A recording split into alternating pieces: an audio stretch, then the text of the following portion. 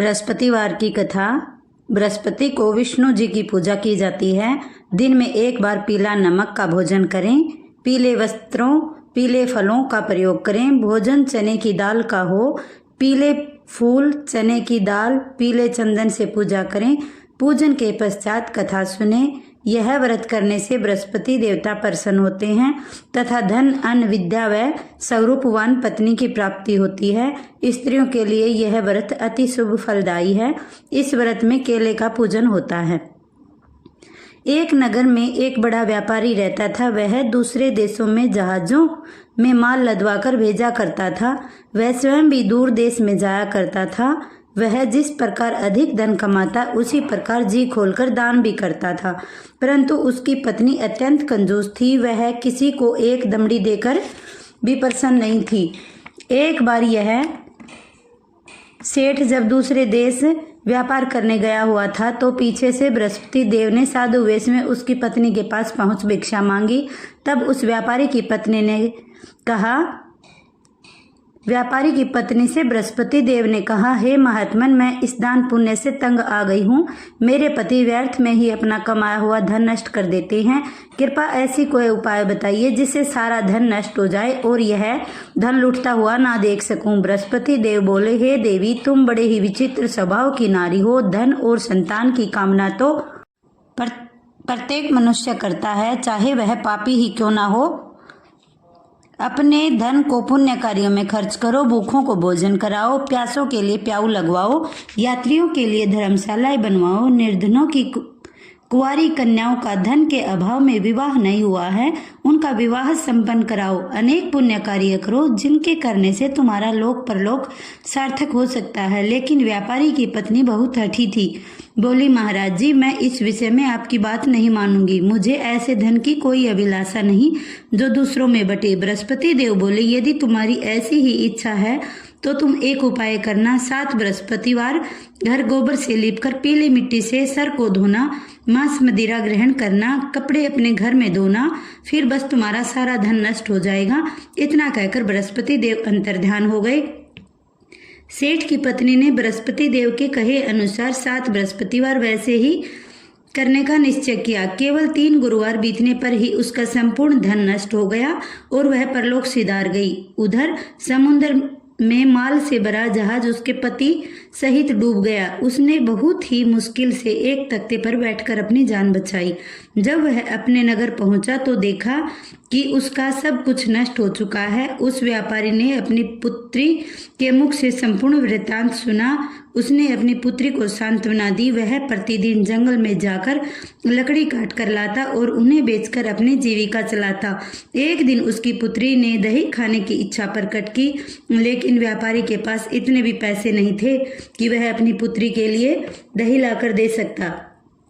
लकड़हारा आश्वासन देकर जंगल में जाकर एक वृक्ष के नीचे बैठ अपनी पूर्व दिशा पर विचार कर रोने लगा। वह बृहस्पतिवार का दिन था। बृहस्पति देवता एक साधु का रूप धर लकड़हारे के समीप पहुंचकर बोले, हे लकड़हारे, तू इस जंगल में किस चिंता में बैठा है। तब व्यापारी बोला, हे महाराज, आप सब कुछ जानते हैं। इतना कहकर व्यापारी अपनी कहानी सुनाकर रो पड़ा। बृहस्पति देव बोले, देखो बेटा, तुम्हारी पत्नी ने बृहस्पति देव का अपमान किया था, इस कारण तुम्हारा यह हाल हुआ है।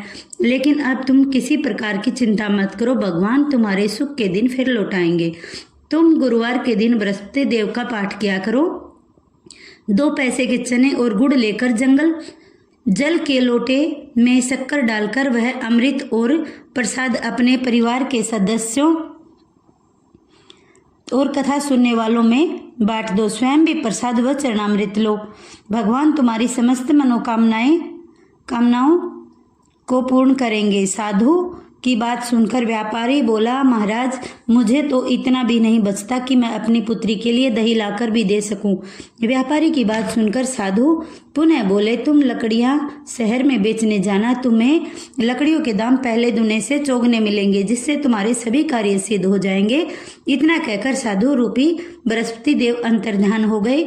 लकड़हारे ने लकड़ियां काटी, उठाकर सिर पर रखी और शहर की ओर चल पड़ा।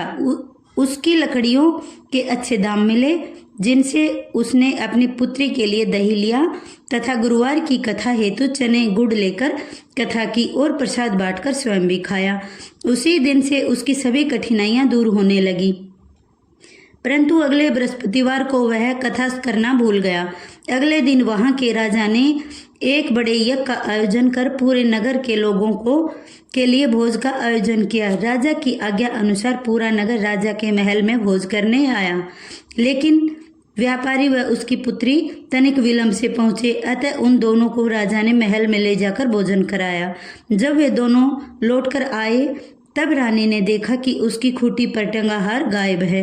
रानी को व्यापारी और उसकी पुत्री पर संदेह हुआ और उसका नौलखा हार उन दोनों ने ही चुराया है। राजा की आज्ञा से उन दोनों पिता पुत्री को कारावास में की कोठरी में कर दिया गया। कैद में पड़कर दोनों पिता पुत्री अत्यंत दुखी हुए।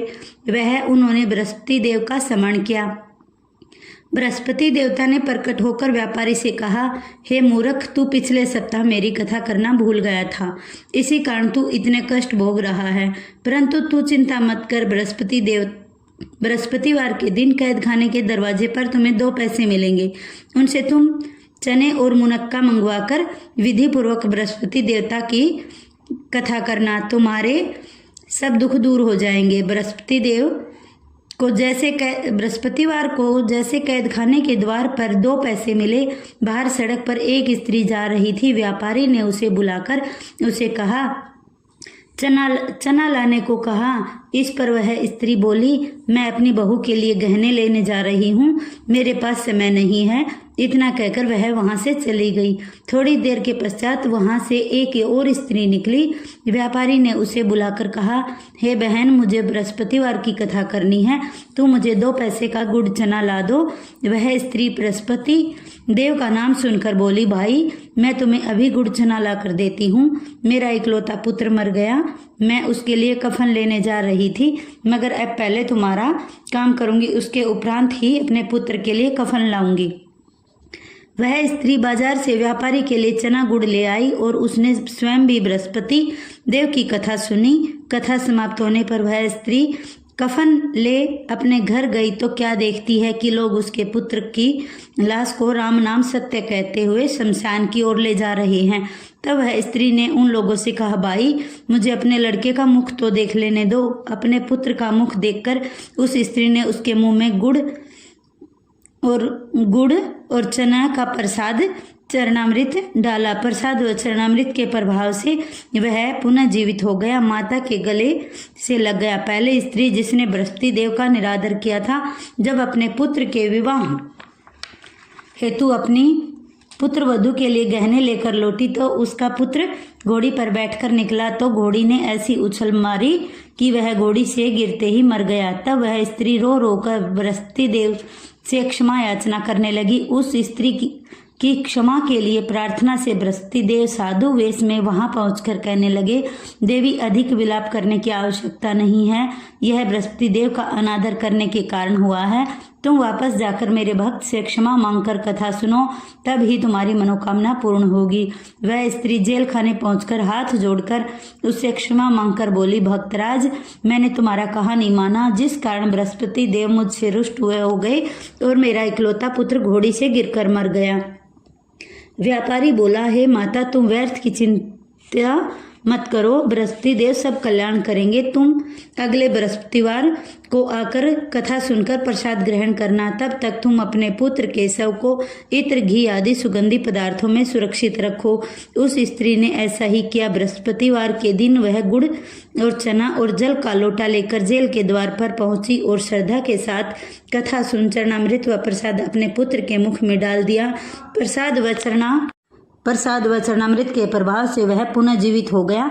वह स्त्री अपने पुत्र को पुनः जीवित देखकर अत्यंत प्रसन्न हो बृहस्पति देव का गुणगान करती हुई अपने घर को रवाना हुई।